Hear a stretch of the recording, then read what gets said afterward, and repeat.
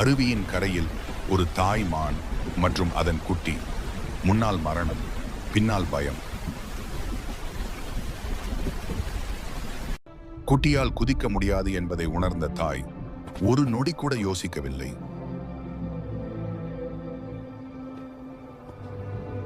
தன் உயிரையே ஒரு பாலமாக மாற்றி குட்டியை அக்கரைக்கு அனுப்பினாள். ஆனால் குட்டி உயிர் தப்பியது. தாய் மட்டும் மரணத்தின் விளிம்பில் அழுதபடி ஓடிய.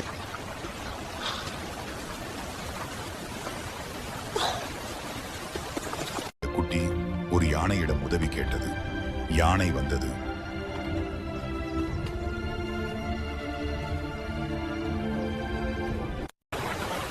தன் தும்பிக்கை ஒரு தாயின் உயிரை மீட்டது.